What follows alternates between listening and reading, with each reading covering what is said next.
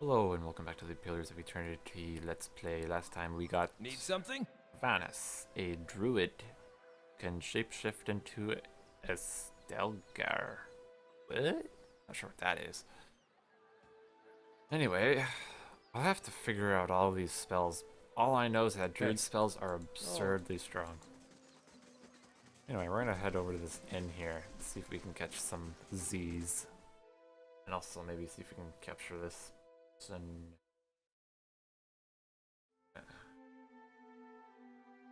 the Orlin alleged mass murderer.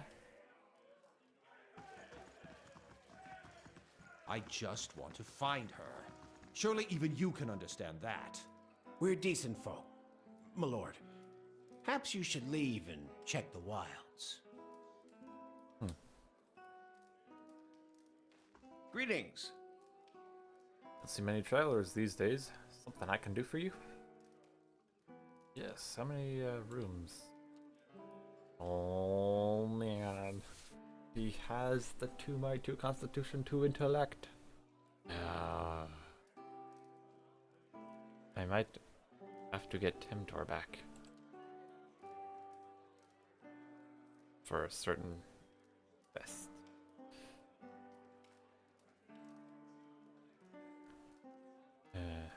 We get rid of Claren for now. I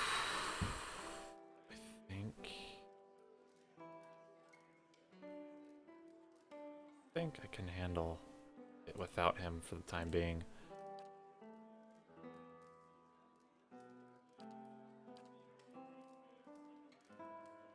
Or if I still want to keep these. I know I don't want to keep the saber. He's got a much better saber. We can actually... That's a fireball trap. Holy cow, I'm going to keep that. Camping supplies. Cool.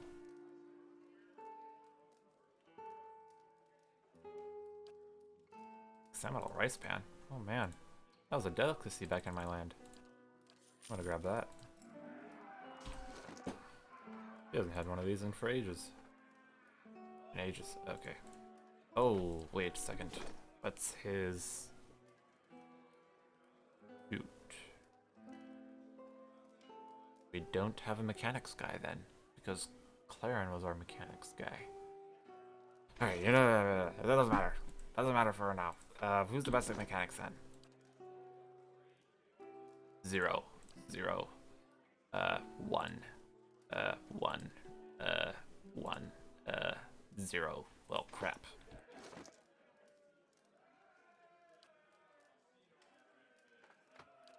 I guess I'll grab it. Anyway, Well, we're gonna eat this. Because it's delicious. of course. Anyway, this person we're looking for is apparently at the inn, so we are going to go into the inn and see what we can find and do. Okay. Right. We're gonna put him up here. Hey, of course. Who's coming up the stairs? Laurelyn hovers by the window, peering out of it every few seconds. As you enter the room, she watches you carefully, her hand hovering over her stiletto. She cranes her neck to peer behind you. Anyone follow you? Who sent you? Someone told me you were responsible for the heinous killings in Defiance Bay. Let me guess. Was that someone named Medrith? She draws her stiletto. It's a lie. Plain and simple. I got on the wrong side of his employers, and now he's after me. But if you're here to do his dirty work, I won't make it easy for you. Relax. Just want to hear your side of the story. What story? The dominoes came after me. I just happened to rob the wrong place. How was I supposed to know that they already claimed it? She runs her hands under her hood and through her hair. It was an honest mistake. I'm just trying to survive now. You spoke with Medrith. You know where he's waiting. Please help me get out of here. Well, we're not fond of thieves to begin with, but not enough that we just kill her. So we'll let her live and let justice be done. Karma, I guess, maybe. We're gonna rely on karma. Go east. Medrith's waiting for you just west of the river. She nods slowly. Alright. I'm trusting you. Don't have much choice. See if you can send him the other way. That should buy me some more time. She follows the hooded figures towards the stairs, giving you a final, uncertain glance as she passes through the door. No, I think we'll do something else to him.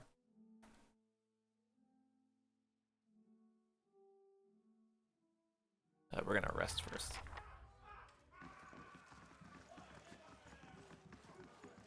Well met, friend. Yum. Look at them stats. Oomph. Nice. So strong. That actually makes me absurdly powerful too. Like 2 might and 2 intellect. Holy cow. I love this inn.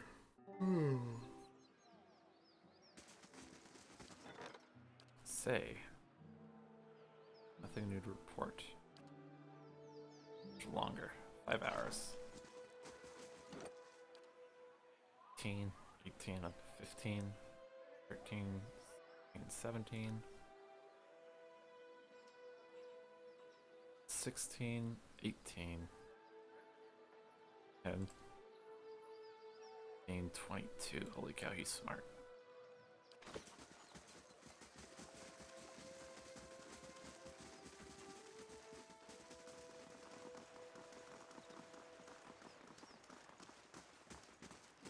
Hey, we're gonna have this stuff given back to him.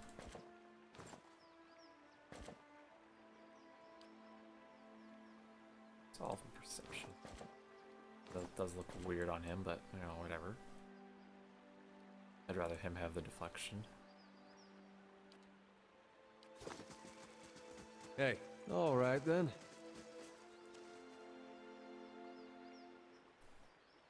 Found a need for you yet? I'm ready to get out of here. Yes, and I let her go. Edward draws his blade. Don't worry, I'll catch up to her right after I take care of you. Alright, he just turns on you when you say that. Need something? Okay, first of all, you're going to die. Hey. Second of all, you're going to die Yes. in much pain. Excellent. Hey. I? Sending missiles right on his face. Yes? Shoot him right in the face. Need something? Wizard right in the face. I? Yes.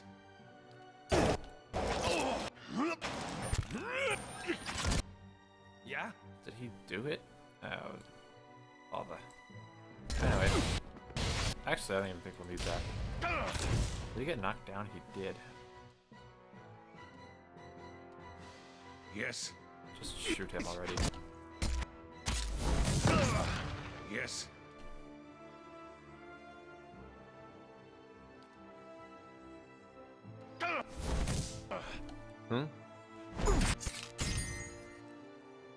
I? Why is he attacking him?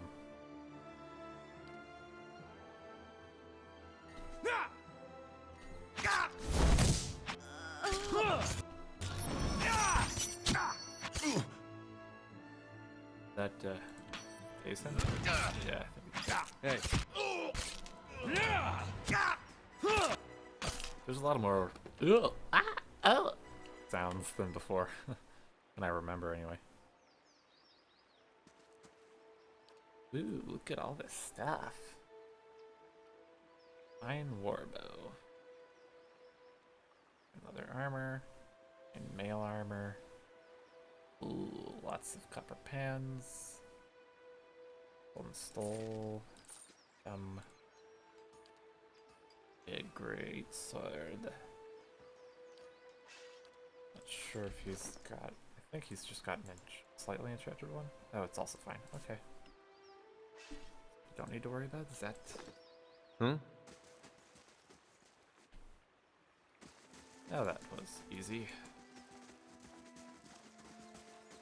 Oh, hello. Earned some more taxes. Average adventure added. The quest expires in 1 day.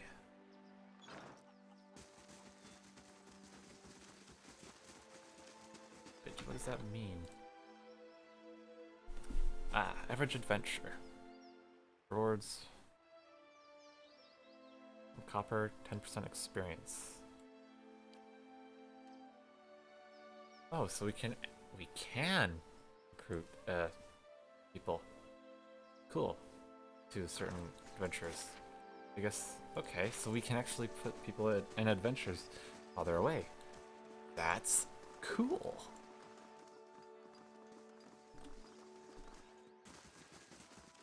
I really like that. It is very neat mechanic. Huh.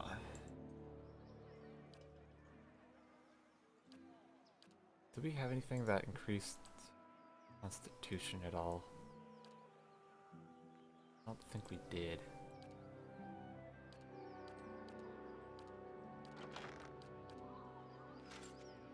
I wonder if we could enchant anything with it. We could.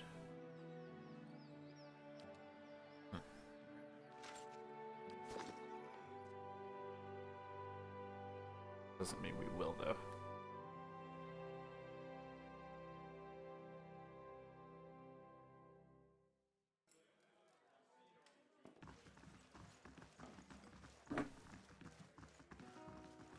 Talk to this Lord Haran guy.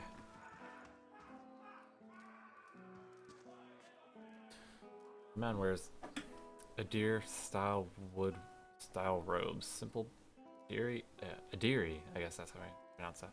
Simple but elegant. His fine leather shoes look like they were made for padding around indoors, yet they are caked with mud. Yanks had a lock of hair twined around his silk gloved finger. His fine features are etched with anxiety. My child is out there. Do they not understand? My lord, we're doing everything we can. Unfortunately, these villagers... Beasts take them all. I don't care how you do it, but find her. Child is missing, I take it. Yes, Lady Alice, my daughter. I've asked around, but nobody in this mud hole has any concerns beyond their swine. They turn my men away like beggars and seem downright pleased to be of no use. But you're not one of my soldiers. And you look like you're used to getting your hands dirty, if you don't mind my saying so. Philosopher. His guard leans in. My lord, this is a man of books. Baron raises his hand to silence the man. If you find her, he nibbles the thumb of one silk glove. Tell her I won't be upset with her. She can come back and all will be well. I just want to make sure my Elise, my child, is safe. Nothing in the world is more important to me. Okay. We're not gonna ask anymore. Hey, of course. At least not right now. Or where we want to go.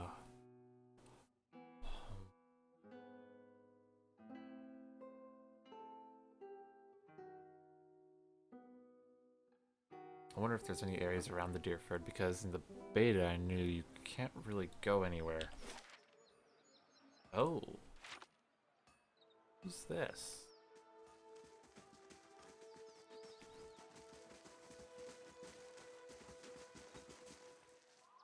Grieving mother.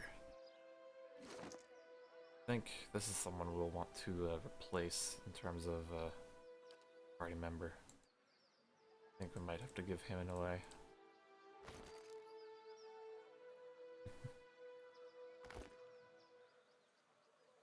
Like a normal barbarian now.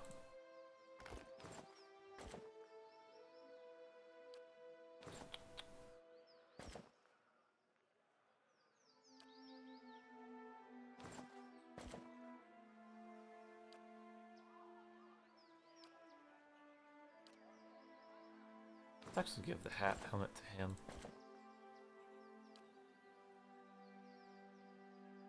And we'll give him back his shield for now.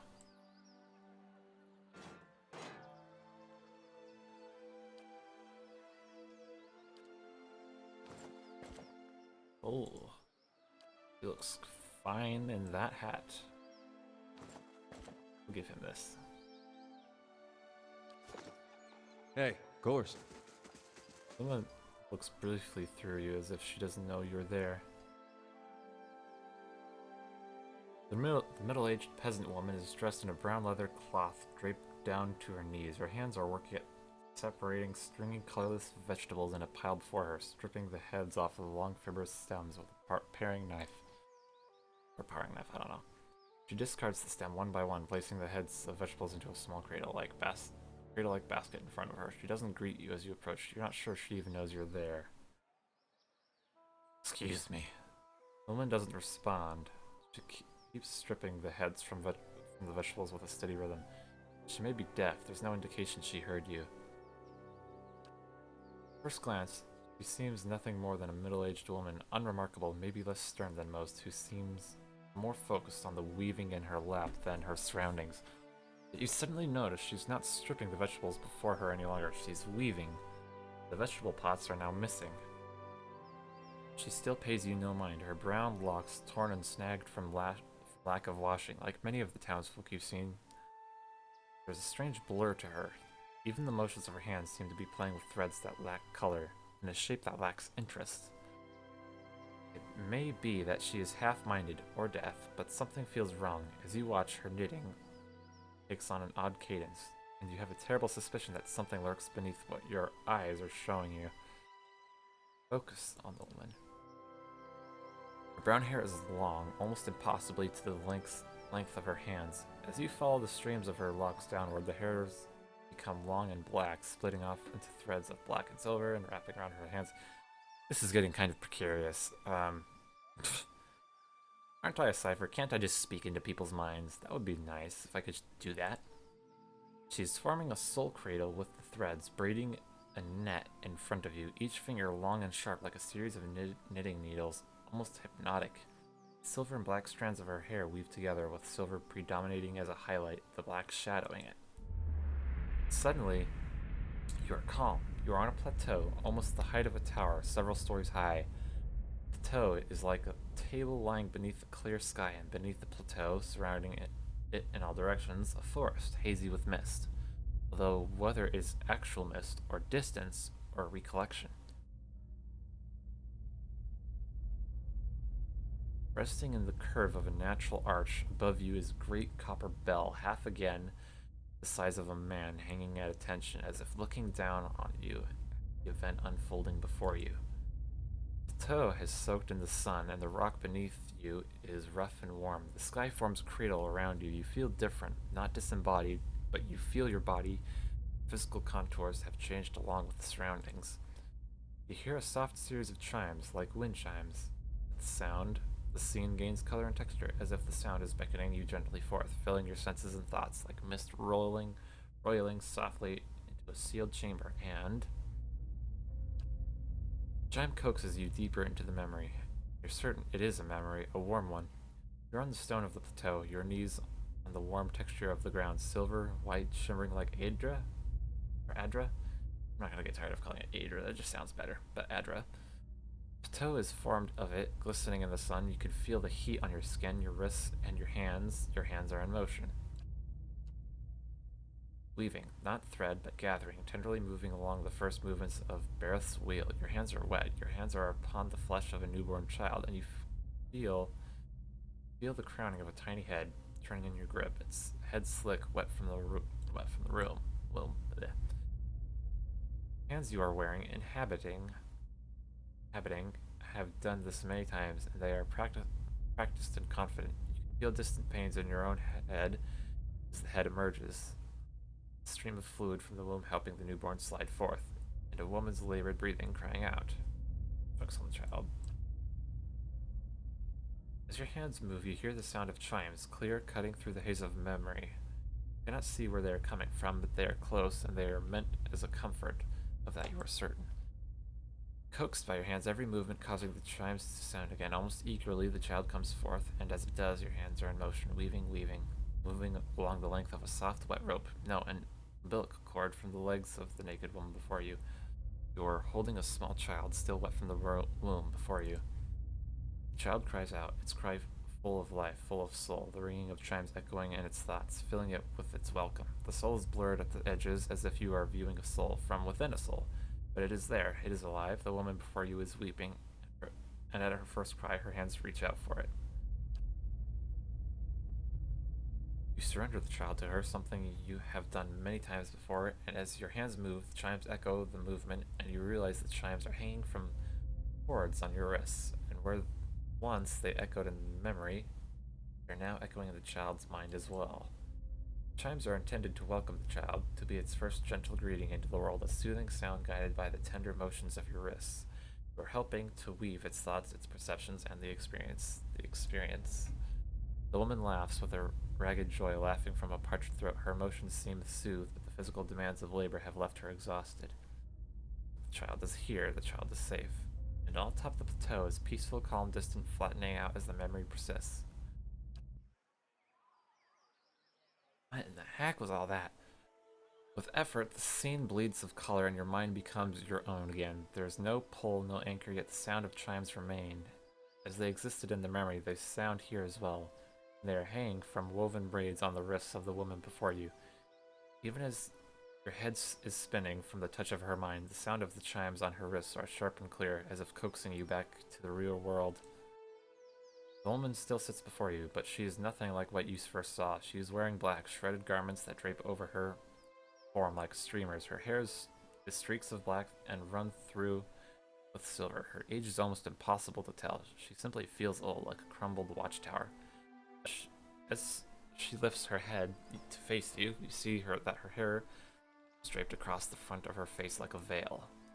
What you first saw of her was a mental glamour of some sort, unconscious. And you realize what you see is not what the world sees, and you are perhaps the first to see her true self. Still, you don't sense a threat in the realization. If anything, you feel a sense of relief from the figure. You can hear her thoughts, and she's glad to at last be seen.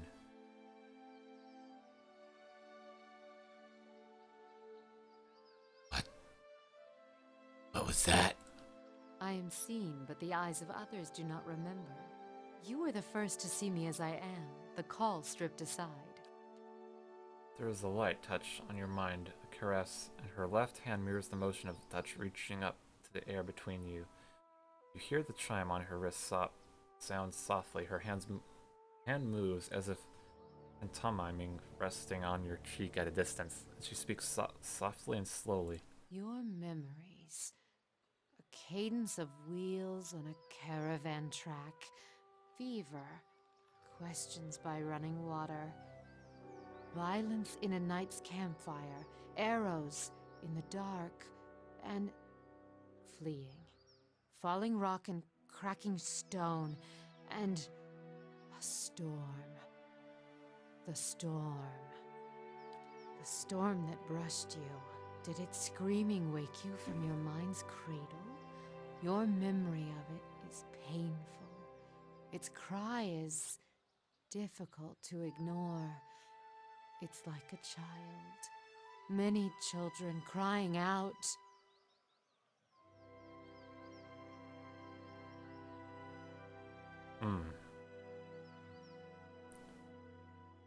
I encountered a Blehck, yes, and it did something to me. Her hand withdraws shyly, the chimes sounding softly once again. The woman stands uncertainly, as if she has been sitting for some time, or is too weak to bear her own weight. You notice her cheekbones are tight, her face gaunt, yet while her stance is weak, she seems determined to stand before you. You are able to see me. It is almost a question. You suddenly realize she doesn't seem to know what you saw when you looked at her. The image on the plateau, yet the image was so clear, so sharp, you're surprised she didn't feel you there. To see me is a rare gift.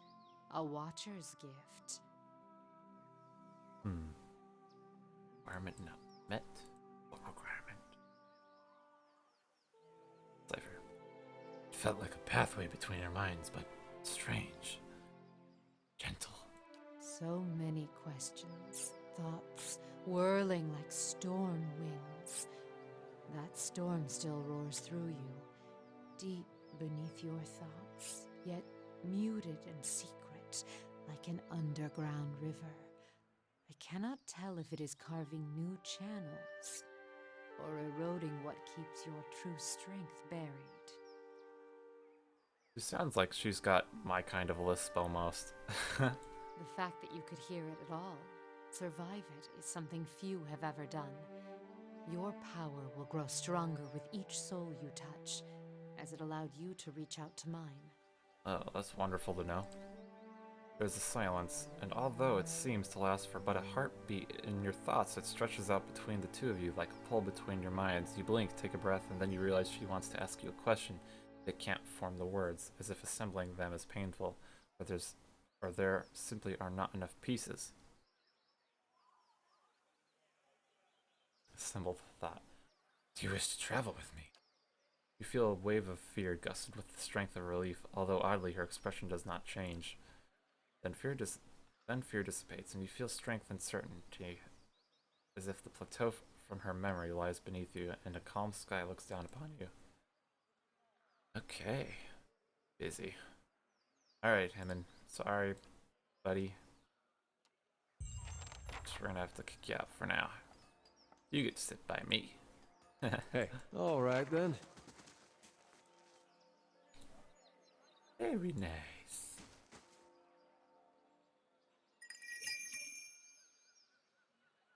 Indeed. Oh, sweet. She's got the same spell. Excellent. That means twice the boom power. Ice Strike. Shocks the enemy's visual receptors, dazing and blinding them, as well as blinding nearby targets. Nice. Oh, what's this? Recall Agony? Okay. Phantom Foes? Okay. Nice. Mind Blades? Okay, I've also got that one. Okay, and she's got the same level 3 spells as I have. Oh wait, no, she's got a different one. She's got the Soul Ignition one, right. Cool. Of course. What are her weapons? She's a fine dagger and a fine crossbow. How would you like a warbow?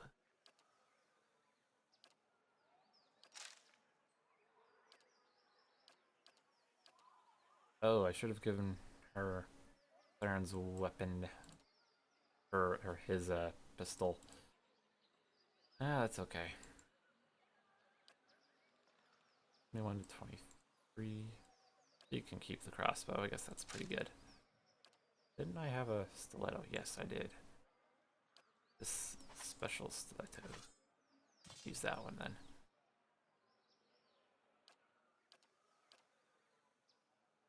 Does he have a special peasant? Here. Hunting bow. Oh, and I gave him a hunting bow, so okay. Good for you. All right then. Now our entire party is level 5. Excellent. Anyway, I think that'll be the end of this episode. It'll be Can you interesting. smell the oily notes of brain fat in the air? Cured leather always makes me so hungry. Okay. So I think this party will certainly be interesting.